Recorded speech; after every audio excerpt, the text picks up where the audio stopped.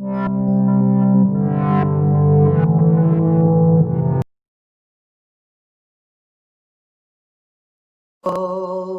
Parthaya Pratibodhitam Bhagavata Narayanena Swayam Vyasena Grathitam Purana Munina Madhye Mahabharatam Advaitam Ritavarshinim Bhagavatim Ashtadashadhyayinim Ambatvam Anusandadhami Bhagavad Gita Bhavadveshinim Vasudeva Sutan Devam Kamsa Chanuramardanam Devaki Paramanandam Krishnam Vande Jagadgurum Mukam Karoti Vachalam Pangum Langhayate Girim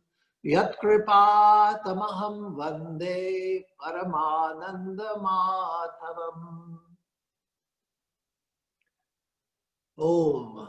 O Mother Bhagavad Gita, we meditate on you who were made known to Partha by the Lord Narayana himself. You who were included in the Mahabharata by the ancient sage Vyasa. You, the goddess who rains down the nectar of Advaita, non-dualism, in 18 chapters. You, the destroyer of relative existence. We worship Krishna, world teacher, the son of Vasudeva, the supreme delight of his mother Devaki, and the slayer of the demons Kamsa and Chanur. We adore that supremely blissful Madhava, Krishna, by whose grace the mute are made eloquent and the lame are enabled to cross over mountains. Om Shanti Shanti Shanti Harihi Om Tat Sat. Om peace, peace, peace be unto us all. So welcome everyone to the Gita class of the Vedanta Society of Greater Austin. Glad to see all of you. And so we will continue in our Gita class from where we left off last time. And so we will take up verse 14 of chapter 3 in the Gita. So in chapter 3, it's the chapter on Karma Yoga. Karma Yoga Nama Tritiyo Dhyaya. The third chapter known as the chapter on Karma Yoga is what that says. And so in this chapter, it begins with a confusion of Arjuna. In fact, the early chapters of the Gita, from the first chapter up through the, beyond the sixth chapter, I forget where or up until you get practically to chapter 11, you find that Arjuna has various doubts, various confusions. And so this chapter begins with his confusion about which is better, work or the attainment of knowledge, engagement in work or the search for the knowledge of the spiritual truth by renouncing action. And so he says, Vyamisharene rovakena buddhi mohayasiva me. You confuse me by your conflicting statements. Tell me that one thing which I should do to attain to the highest. That is, should I engage in the battle, as you tell me at one point, or should I give up and seek the highest knowledge, as you seem to indicate at other times? So I'm confused, so don't confuse me any further. Tell me clearly that which I should do. So then Sri Krishna begins by telling him that no one, nahi kaschi kshanamapi jatutishtatya karmakrit. No one can remain without work even for 1 second. So it's necessary for all of us to engage in work. He says that in the beginning, from ancient times, there were two paths laid out. The path of work, karma yoga, and the path of sannyasa, the renunciation of work. And then he says that both lead to the highest goal, but the renunciation of work is extremely difficult for an embodied being. That is, someone who is possessed of a body. That's not possible to renounce work, because shurira yatra pichate na prasidhyera karmana. It's not possible to even sustain your own physical body without doing work. And so engage in work. And then in what immediately preceded verse 14, he was telling about the fact that the God in the beginning, that is the creator.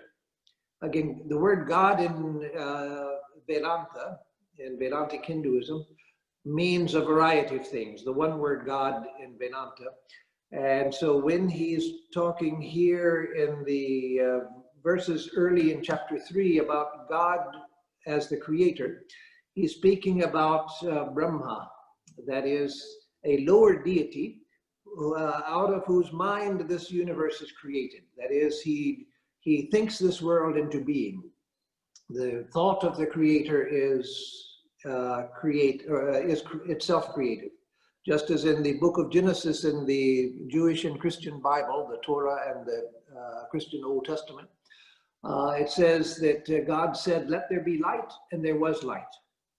God didn't have to do anything to make light. He expressed his will, "Let there be light," and there was light. And so similarly, in the Vedantic tradition, Brahma thinks the world into being in all of its infinite complexity and detail. And so Sri Krishna says that in the beginning, when God created the world, he created yajna, that is sacrifice, and told human beings that through this sacrifice, you will honor the gods, and the gods will honor you. You will feed the gods with your sacrifice, and the gods will feed you. So this was the ancient Vedic idea, that sacrifice was necessary for the proper maintenance and sustenance of the universe. It's very much like some of the Native American tribes, like the Hopi and others, among the different Pueblo bands of Indians and many of the other Indian tribes as well. There was the idea that the ceremony, proper and regular performance of their ceremony, what we would call yajna or sacrifice, is necessary for the very maintenance of this universe as a cosmos. That the rains will fall in time, the crops will bear their produce, the seasons will follow one another because of the proper performance of ceremony in Native American traditions, or yajna in the Vedic tradition, but it means the same thing. And so Sri Krishna says that the creator in the beginning provided you with this means for the attainment of your ends and for the attainment of a successful life, this giving of sacrifice. So let me mention one other thing, that Brahma, the creator in the Vedantic and the earlier Vedic tradition, was not the supreme reality, not God in the highest sense. Brahma was an emanation from the divine reality, and therefore there are no temples to Brahma the creator, or there's only one temple in all of India to Brahma the creator. That's because God as a supreme reality is considered beyond the act of creation. So Brahma is a lower deity out of whom this visible universe has come, out of his creative thought. And it's said that Brahma performed tapasya, that is austerity, which doesn't mean torturing the flesh, but concentration of the mind. He performed tapasya to concentrate all of his energies and to generate spiritual power. And it's out of that that his thoughts became creative and this universe appears. So this universe, even now, is sustained in the mind of Brahma, the creator. So that's why it's said sometimes in some Vedantic texts that we are dreaming our individual dreams, my world of experience, within the larger dream of Brahma. This universe is the dream of Brahma, and we are dreaming our individual dreams within that cosmic dream. And so anyway, Sri Krishna brings up the idea of sacrifice, and that through the proper performance of sacrifice, we can attain the things that we seek in life. So now we come to verse 14, where he says 14 and 15 go together, but I'll take them separately. 14 says, Annad bhavati bhutani parajanyadanna sambhavaha yajñat bhavati parajanyo yajña karma samudbhavaha. So here he says, Annad bhavati bhutani. From food, living beings come. That is, by eating food, we are nourished, and living beings come from the production of food. Parajanyad anna sambhavaha. And from the rains comes food. So living beings come out of food, and that we can see at least in a poetic sense. These are not scientific statements, but poetic statements. Out of food, living beings come. And food, where does that come? Food is nourished by the rains which fall. And yajñat bhavati parajanyaha. Out of sacrifice come the rains. And yajña karma samudbhavam. And the sacrifice comes out of activity. So now let me explain that much, and then we'll go to the next verse, which continues, takes this process back to Brahman. So the idea, out of food come living beings, from rain comes food, that much is clear. And then out of sacrifice comes the rains. Now here it doesn't mean actually the sacrifice, the action of the sacrifice itself, but the effect of the sacrifice. The effect of the sacrifice is to bring the rains. So there again you see a connection with Native American thought, that it was considered that out of the proper performance of ceremonies, the cosmic cycles proceed in a regulated and natural way. Without the ceremonies, the cosmos begins to become chaotic.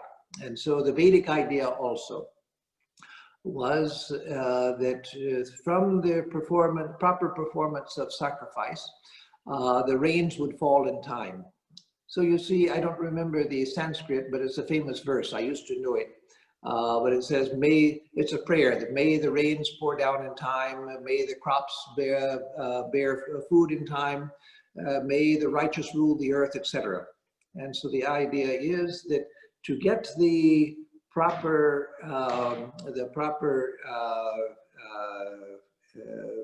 rainfall at proper time, then you perform sacrifice.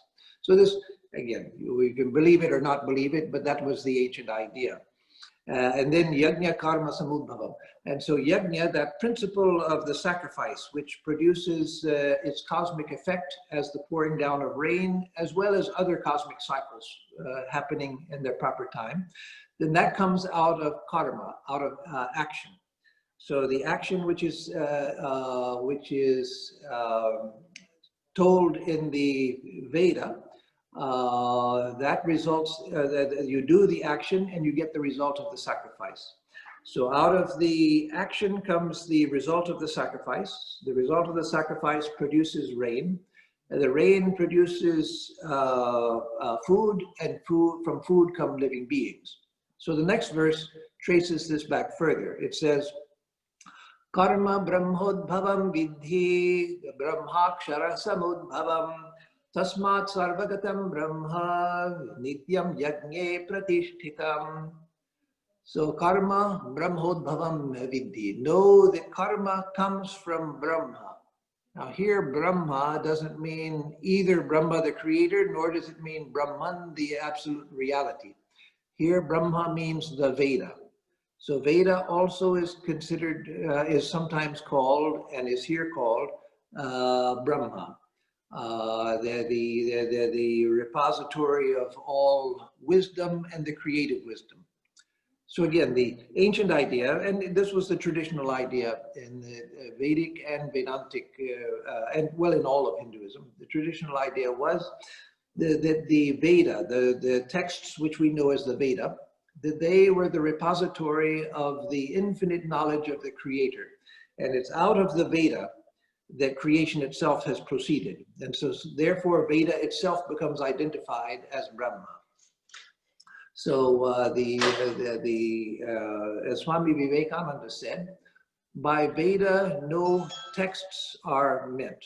The Veda means the infinite repository of wisdom. And the texts are known as Veda because they contain much of that wisdom. But he said that texts cannot, by their very nature, cannot be infinite, but the Veda is considered infinite.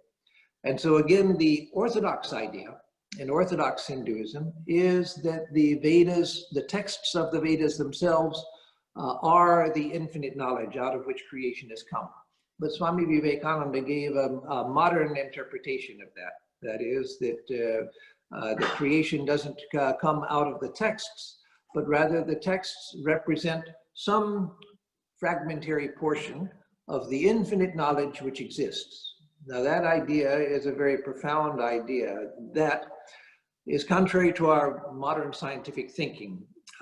It's not unscientific in itself, it's just contrary to the way that we have all, whether East or whether we grew up in the East or the West, we've all been trained to think. And that is, we are trained in the modern way of thinking to believe that everything starts with matter, unconscious matter. Matter by random processes combines according to the nature of matter itself. There are ways that it can combine. That combination proceeds until you get a combination which brings forth life. And then the life forms become more and more complex through process of evolutionary complexity, complexification, until you get consciousness, and then you get higher and higher life forms with higher and higher consciousness until you get human beings. And then human beings, you start with cavemen, and then gradually you get the growth of civilization. So again, you see that our way of thinking in modern times is that you start from dull, dead, insentient matter. That matter combines, and gradually you get more complex forms of matter. Then you get life. Then you get consciousness. Then out of consciousness, you get finally human beings. And then human beings start without language and without culture, just living basically like animals. And then gradually civilization develops, language develops, until we get more and more complexity. So that was not the ancient idea. The idea is that if there is knowledge in partial knowledge, you know, I have some knowledge, you have some knowledge, some people have more knowledge, some people have less, but nobody knows everything. But the very fact that knowledge is discovered, that is that the principles of mathematics, the principles of science, the principles of linguistics, the principles or the creation of literature and all of that, it comes through a process of gradual discovery. That indicates from the Hindu perspective that there must be somewhere where there must be infinite knowledge of which we are gradually understanding little bits. Again, the way we have been trained to think is that no, there's no infinite knowledge. We see no evidence of a place where there's infinite knowledge. And so we gradually just find more and more connections and understand more and more things, but it's working from the bottom up, from nothing up to greater and greater complexity. But the Vedantic response is that no, there must be infinite knowledge to begin with, of which we are discovering little bits. If I discover a principle of mathematics, did it not exist before I discovered it? Yes, certainly it existed. I discovered it. I didn't create mathematics. I discovered it. And so there is the repository of infinite knowledge. And that is, as Swami Vivekananda gives in his modern explanation of this idea, that is what we know as Veda. Veda is the repository of infinite knowledge, all possible knowledge. And the texts that we revere as scripture, called the Veda, the four Vedas, those are texts which were revealed or discovered in ancient times by great sages as a partial collection of some of the principles that are at the foundation of the universe and how the universe works. So that is a much more satisfying understanding of Veda than the Orthodox view that it's the texts, out of the texts themselves, that the creation came. How could creation come out of the texts? And so again, we follow Swami Vivekananda's modern interpretation, but a interpretation which is not contradictory to the original insight of the Vedic peoples, that there is infinite knowledge out of which the creator himself, Brahma himself, has created this universe, out of the infinite knowledge which we know as Veda. And again, it says that beings are born from food, food is produced from rain, rain comes from sacrifice, and sacrifice comes from action. And then we come to the next verse, which says, know that action originates from the Veda, that is Brahman, which here means the Veda, action, because the Vedas tell us to perform actions. They give us, do this, don't do that. In fact, those of you who have studied something of traditional Hindu philosophy know that there were 6 orthodox schools of Hindu philosophy. Vedanta is one of them, but another is called Purva Mimamsa. And they were specialists in the early part of the Veda, the sacrificial part of the Veda. And they say that those parts of the Veda are, only those parts of the Veda are important which prescribe some action. Do this or don't do that. They prescribe action and then they prohibit other actions. And so, again, the idea is that sacrifice comes out of the Veda, or action comes out of the Veda, because it's the Veda which says, do this and don't do that.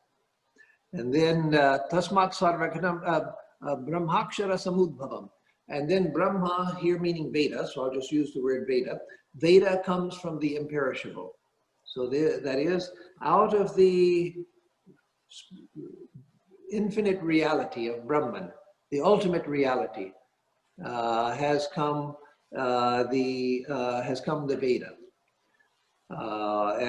So then, Tasmat Sarvagatam Brahma Nityam Yajne Pratishtitam. Therefore, know that the all-pervading Veda exists eternally in sacrifice. So, again, the idea here is that you have this whole cycle of causal relationship coming back to the Veda, and the Veda itself is a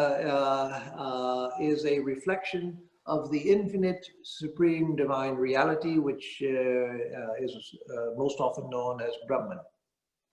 And so therefore Veda, or therefore sacrifice, is eternally existing in the Veda. So reading the running translation here, know that action originates from the Veda, and Veda originates from the imperishable, that is from this ultimate reality. Therefore, the all-pervading Veda eternally rests in the sacrifice. So, now all of this has some interest to those of us who are interested in the details of this system of thought. It doesn't have much immediate practical utility to us. But if we want to understand the larger framework of thought out of which these ideas have come, then of course it has value. But now we'll come to that which has more relevance to us in practical life, therefore more importance to us. And so we'll come to verse 16, which says, Evam pravartitam chakram nanu vartayati hayaha aghayur indriya ramo mogham partha sajivati. So this says that Evam Pravartikam Chakram, thus has been set in motion the wheel of creation. The wheel of creation has been set forth, and ya na anuvartayati iha, and who does not here in this world, that is, one born into this world, one who does not participate in this wheel of creation, which has been set in motion. The wheel is what? Out of food comes living beings come out of food. Food comes out of rain. Rain comes out of sacrifice. Sacrifice comes out of action. Action comes out of the Veda. Veda comes out of the infinite reality. So that is the cycle which is being spoken of here, the wheel of karma. So he who does not follow here this cycle, which is thus set in motion, aghayur indriyarama mogha partha sajivare. So aghayur indriyarama, he leads a sinful life and delights only in the senses. And mogham partha sajivati, indeed, O Partha, O Arjuna, his life is in vain.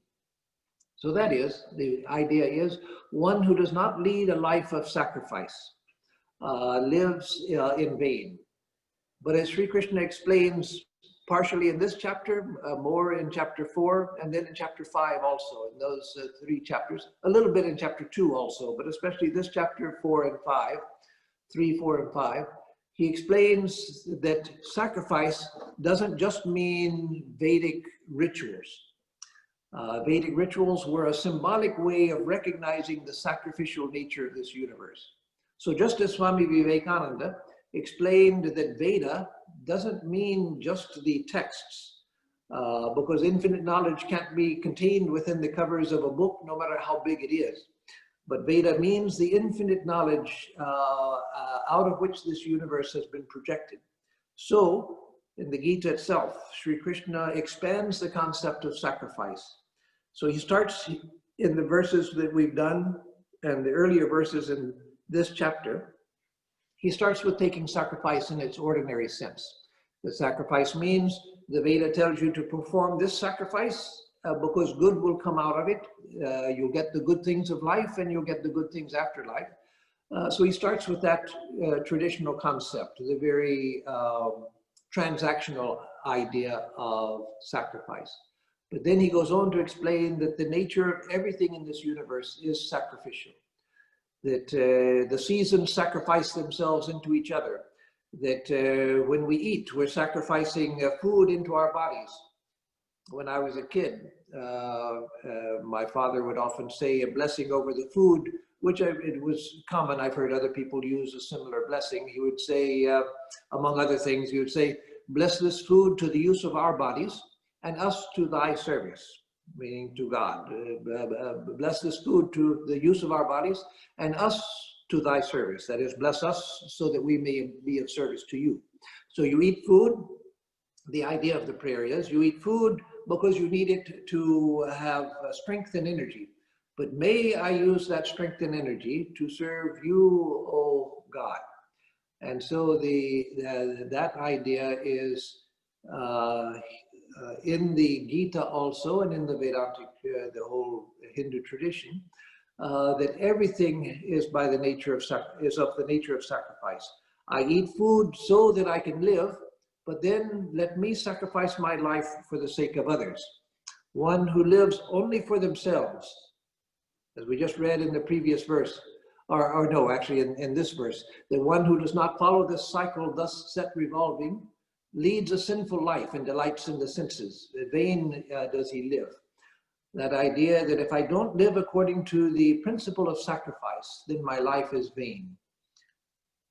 Albert Einstein famously said that every day I am conscious of the many sacrifices so many people in society have made so that I can do my research here in the Institute of Advanced Physics in Princeton. That is, the garbage collectors who come and pick up the garbage so that I don't have to bother with it. The people who grow my food so that I don't have to bother with it. The people who keep the streets clean so I don't have to bother with it. The people who keep the electricity running, the water running, the agencies which take care of the cleanliness of the air and the water. All of these, the people who maintain the roads, the police that maintain order, the firemen that put out fires, these and countless activities of countless people, it's their sacrifice, on the basis of their sacrifice, that I am allowed to do my work on theoretical physics. That was the meaning of what Einstein said. So that's the same idea here, that all of us are living off of the sacrifice of so many people. And if we don't give back, then we're living in vain, and we're living selfish lives, and our life is in vain. The selfish person is the most miserable of all people because they have cut off the cycle of sacrifice which is going on.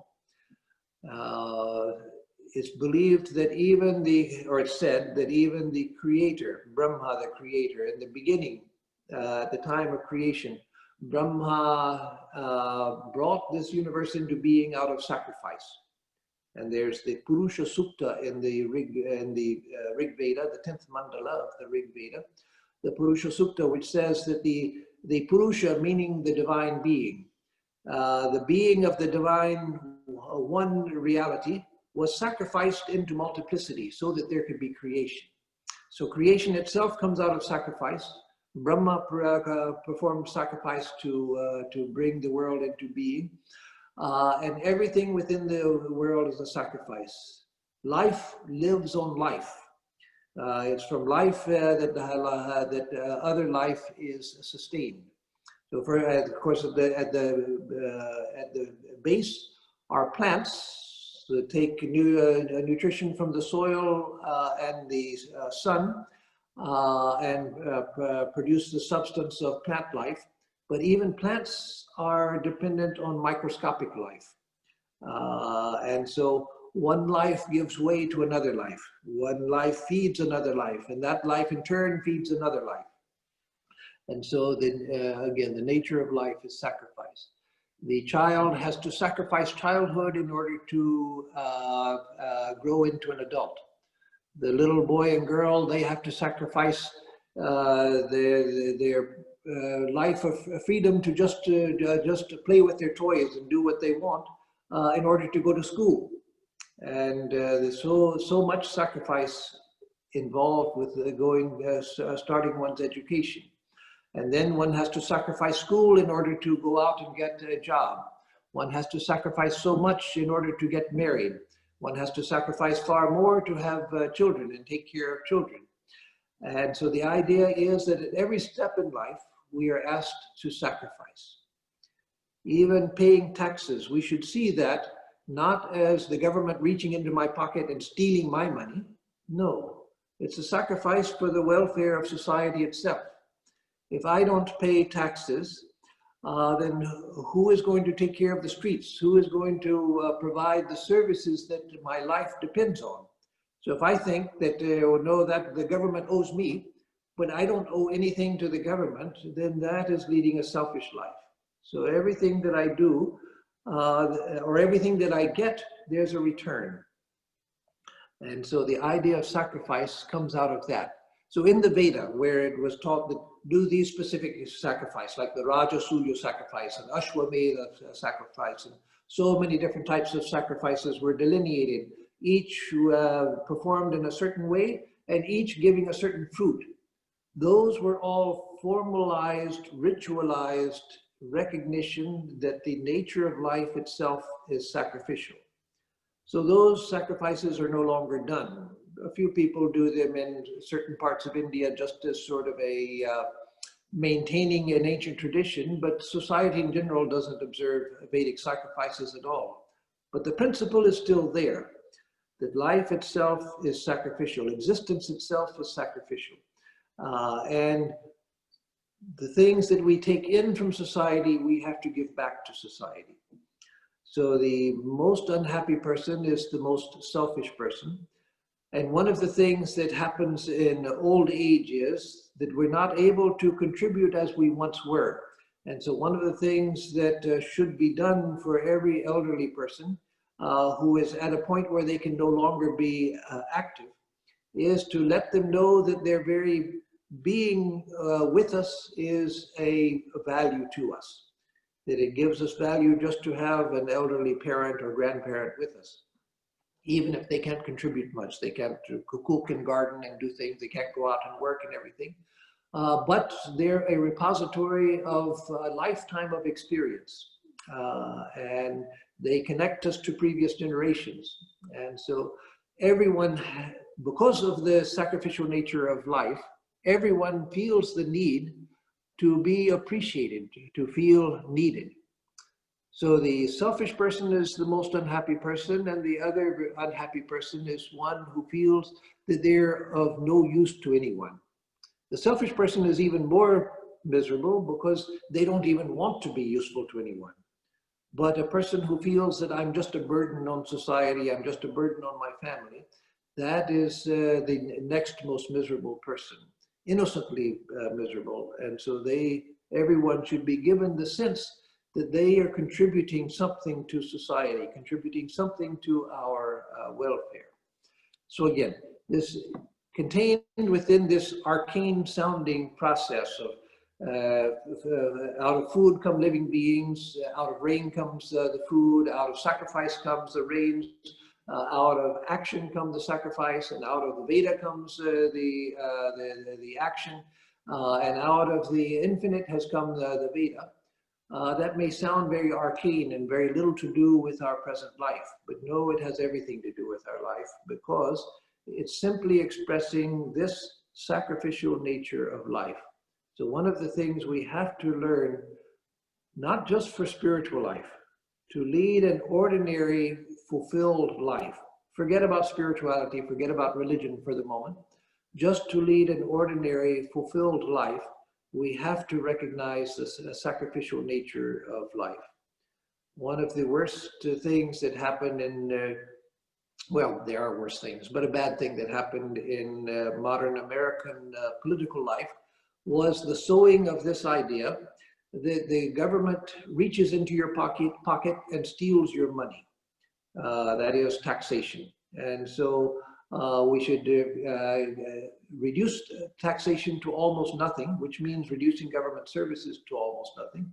Well, no, as some have said, if you want to live in a country with no, or if you want to live in a country where the government has been killed and there are no public services, where everyone can lead their own life in freedom, then go to a place like Somalia, where the government has been destroyed. No, if you want to lead a life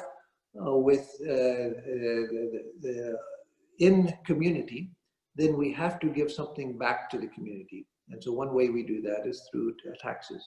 Of course, I'm not going into the political implications of how taxes are used and how taxes may be wasted and all of that. But the fact of taxation is a recognition that we have to give back to society. So in traditional India, there were, Hindu society, there were the 5 debts that every householder is considered to incur every day, and that have to be repaid, these debts have to be repaid every day. One is our debt to the gods, in plural, because we're talking about the administrative forces of the universe, you could say. And so our debt to the gods, or debt to God, either way. That is repaid by worship and by making offerings, by meditation, by prayer, by worship, etc. Then there's the second debt, rin in Sanskrit. The second debt that we incur every day is our debt to the ancient sages who have written the scriptures and who have established the different sciences and arts of society.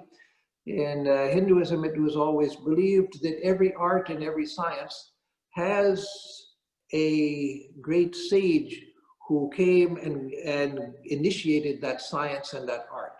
And that's just common sense, but they recognize it and say that the way we pay back our debt to the founders of civilization and to the founders of religion within civilization is through study, respectful study of their works, that is, study of the scriptures. So we offer prayers and worship to God or the gods in recognition of the good things of this life that we get. We study the scriptures every day in order to recognize that we have received the goods of civilization and of religion from the ancient sages. The third is our own ancestors. We are indebted to our own ancestors for our very physical being. We have come from our ancestors. And so to honor the ancestors. And the traditional two ways of doing that, one was to have children of your own to carry on the family line. But aside from that, whether one has children or not, the universal way of honoring our ancestors is to lead an honorable life so that we reflect well on our ancestors. Lead an honorable life and to respect the traditions that have come down to us through our family. And then the fourth debt that we incur every day is our indebtedness to human society. That human beings provide so many things, as Einstein said, it's that idea. The garbage collector, the street sweeper, the farmer, the fireman, the policeman, all of these and countless other services are provided to me by human society. So I must give something back to human society. And that I do by charity, every day giving something in charity to others, those who are in need, to sustain the life of a human society. And then the fifth and last is our indebtedness to other beings, animals and plants, because it's through them also that life is sustained. And so I honor them by treating them well and also giving them food and care. So these five debts are considered to be incurred by everyone every day, and that we have to pay these five debts back every day. So again, it's a recognition of the sacrificial nature of life. So then we move on to verse 17, which says, Yastvatma ratireva syat atmatruptasya manavaha atmanyeva atmana tushtas tasya karyam na vidyate. So the previous verse told about the person who doesn't sacrifice for anyone and how their life is useless and sinful. But here it says that, however, that person who delights only in the self, that is in the divine self, that which is our true nature, the Atman, one who is an Atmarati, Atmarati means one who delights within the self, the true divine self within us. Well, so one who is an Atmarati, one who is satisfied within the self. So one who delights in the self, one who finds satisfaction in realizing the self, Atmanyeva cha santushtas, and one who is happy experiencing the bliss within. Tasya karyam na vidyate. Such a one has no duty to of any kind. So the idea is that all of us have duties to the world around us because we're taking so much from the world around us that we have to repay that by helping other people and repaying our various debts. But the person who has realized the highest truth, they have gone beyond all of that process. They have gone beyond any indebtedness because they, by their very being, are the highest benefit to society. So the running translation is, but that person who delights only in the self, who is satisfied with the self, is contented in the self alone, has no duties to perform. So that is the idea. One who, even in Hindu society, even one who gives up the world in order to seek single-pointedly for that experience of self-realization. Such a person also is freed from other duties. As Swami Vivekananda says, as soon as you want to own property and establish a family, then you have many debts to society, because your life is dependent on the properly functioning society, and you must give back to that society. But if you give up everything for the search for truth, then itself you are freed from duties to society. Now, the Swami himself, when he established the Ramakrishna order, he modified that, not by saying that we who have renounced the world as Swamis or sannyasis, that we have duties to the world. No, but he said that we should learn to give to the world in an act of sacrifice. I'm not in an act of sacrifice, in an act of worship. That is, part of our spiritual practice is recognizing that all beings are divine. So let that be part of my spiritual practice. So see what the Swami did. He didn't contradict that idea that one who seeks spiritual knowledge alone goes beyond all duty. Yes, that was there from ancient times. But what he said was, but let that person take as part of their spiritual practice the worship of divinity in all beings, so that they also remain active, but not out of a sense of duty, that, oh, I have to do this because of this external factor, but out of the fullness of their spiritual life. That let me recognize that all beings are divine, and let me offer worship to all beings in whatever way I can, through service, through teaching, through comforting the sick and the ill and the lonely, etc. So that was his great contribution to the idea of service. It's like the words of Jesus in the Christian Bible, that that which you have done to even one of the least of these, my children, you have done to me. So the idea that whatever we do in service to other people, then that is worship of God. And so it's not done from a sense of duty. So as long as we have a sense of duty, yes, we have to perform our duties, because otherwise we become lesser people by being selfish. But the higher goal is to recognize, no, I don't work out of a sense of duty. I don't work out of a sense of lack. I don't work out of a sense of indebtedness. Let me work out of a sense of fullness. Let me give out of a sense of fullness. Let me give out of a sense of recognition of the divinity everywhere. And so what else am I to do? What else am I to do but to offer worship to everything that I see and everyone that I see? So let me take one more verse, I think, for today. 18, let me just see. Okay, verse 18 says, Naiva tasya kritena artho na kriteneha kasyana na chasya sarva bhuteshu kastidartha vyapashrayaha. This says that he, that is the one who delights only in the self, who takes delight only in the self, he has nothing to gain by action, nor anything to lose by inaction in this world, nor does he depend on any being for attaining any purpose of his.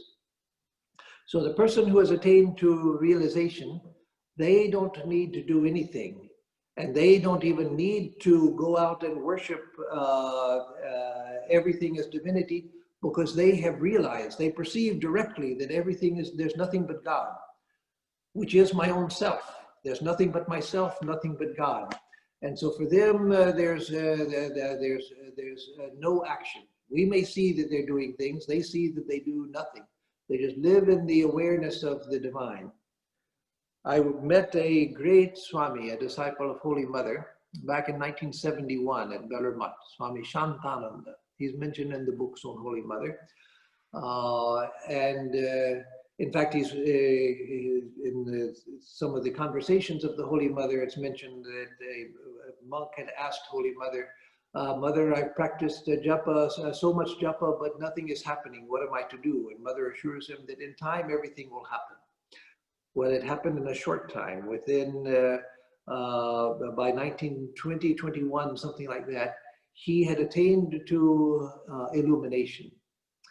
But he found that after he had attained to self-realization, that he couldn't engage himself in work. So he went to Swami Brahmananda, who was president of the order, and asked Maharaj, I can't engage myself in work, but what am I to do? Because he felt that, well, Swami Vivekananda had told the monks everyone should engage in some karma yoga. But he says, I can't get my mind into action. And Swami Brahmananda said, what? You are still acting? No, for you, everything is finished. You've attained to perfection. There's nothing more for you to do. And so even after that, I met him in 1971. His illumination happened around 1920, 1921. Full illumination. So the rest of his life, he lived in the state of Paramahamsa, state of illumination. But even then, he was made a trustee of the order. And so he would go to the trustee meetings just out of respect for the order itself. So he didn't engage in any work. And even at the trustee meeting, he would just be there, absorbed in his blissful awareness of infinite reality. But he would do that because out of love and devotion. But he had come to the end of all of his work. And so Sri Ramakrishna also says in the Gospel of Sri Ramakrishna, he mentions the young bride in the family. And when she becomes pregnant, she continues with her household activities, helping with, again, in the joint family system at that time in India. She would help with the household work and everything. But as her pregnancy developed, she would be given less duties. Until when she was getting close to delivery, then there was very little that she was expected to do. And once she gave birth, then there are no duties to do, just to be with her newborn child. And so Sri Ramakrishna said similarly in spiritual life, that as we grow on the spiritual path, we find a time when our duties become less and less. Our life becomes more and more simplified. The mind goes more and more towards God and can't engage itself as much here. But a time comes when we attain to illumination. That's like giving birth. We attain to illumination, and then nothing is expected. Then the person can't engage in activity anymore, because that sense of I separate from the world is gone. And so the very sense of agentship in action, that is gone. The very sense that I owe something to this out here, that is gone. So the selfish person says, I don't owe anything to anybody. They're all thieves, they're all cheats. They want to steal my money, they want to steal my time and everything. I don't owe anything to anybody.